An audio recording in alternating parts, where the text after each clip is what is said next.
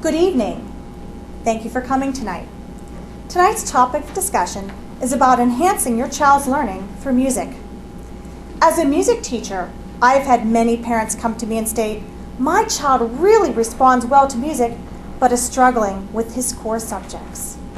Is there anything that we can do?" And that's a very good question. Just a little bit of background. The reason why we do hear that a lot is because students do learn differently. And music is something that is innate in us since birth. Many of you could probably, if I were to say, sing a song, whether it be something that you've done last night in the shower, coming home from work, or even you remember a nursery rhyme that you might have learned from your childhood. You have some sort of musical memory, and students really seem to latch onto that.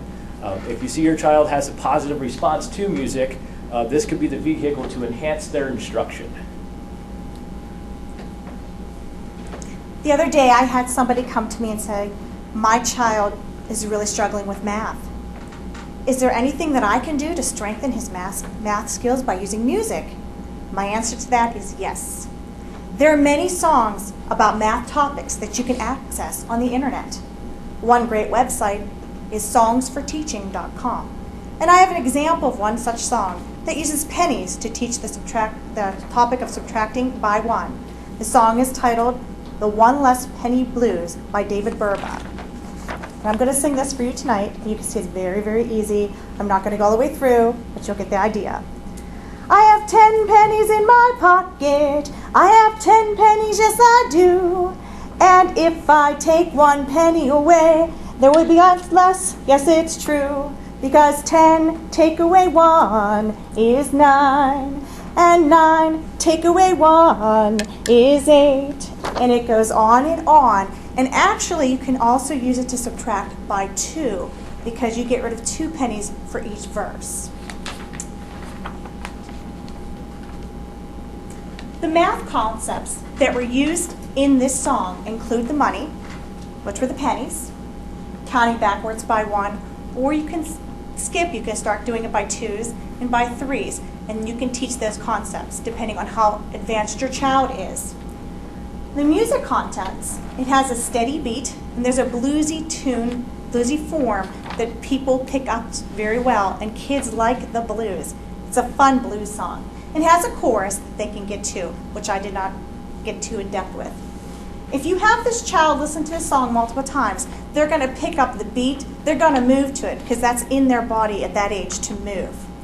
Ask your child about what they hear in the song. They're going to hear numbers mentioned, they're going to hear money mentioned. Give your child 10 pennies.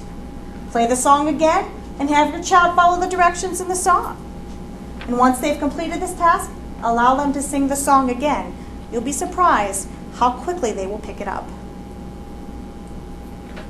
Another strategy to use, especially as we start to get to the older elementary levels, such as 4th, 5th, and 6th grade, is using rap.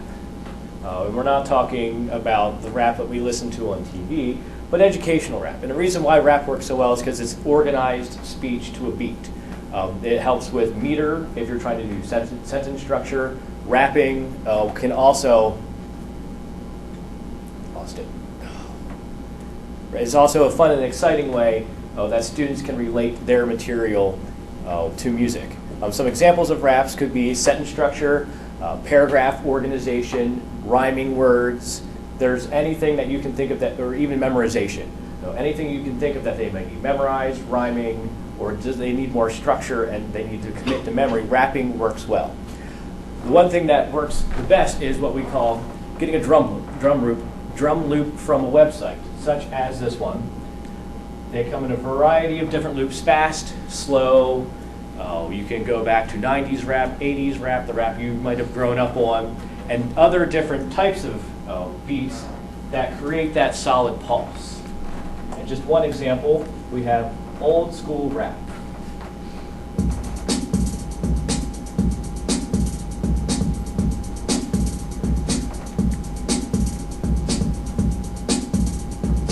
Now you're going to want to pick a rap loop or a drum loop, as we call them, that is the right speed for your child. Some may be faster, such as this one, and there are slower ones for your particular child. And you can experiment with them and even ask your child which one that they like best and they feel the most comfortable working on.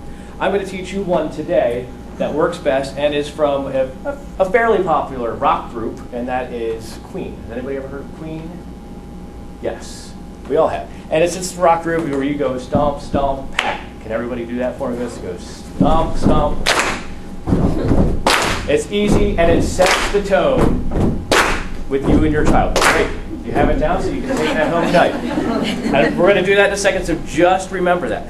But it works because you can sit with your child, develop a concept they want to work on. We'll say parts of a sentence. So we'll say we can take the noun and the verb, the subject, if you're getting more in depth, predicate parts, and all that stuff. But we're just going to stick with the noun. So what you want to do with your child is brainstorm everything that they know about a noun. And if they don't, you can help guide them and even look online and ask their teacher what they're learning about. So we can write a short verse about a noun, such as, a noun is a person, a place, or a thing, like you or school, or all your bling bling. Okay? So what you can do then is, and the great thing about knowing your rap beat and your rock beat is you can slow it down to their speed, or you can speed it up if they have it down. So let's go ahead and get our rock beat going. 1, ready, go. And then you have your child rap right at the top of it, just like this. A noun is a person, a place, or thing, like you or your school, or all your bling bling. And then you can have them experiment. If it doesn't quite fit right away, that's all right. Let them experiment and find where that groove is. All right. So those are a few areas in tying music into your child's instruction that will really take it the extra level, or take it to the next level. So we hope you enjoyed learning about ways that we can incorporate music, since it is part of the human condition, and it ultimately does help with self-growth and self-development in the child. So thank you very much.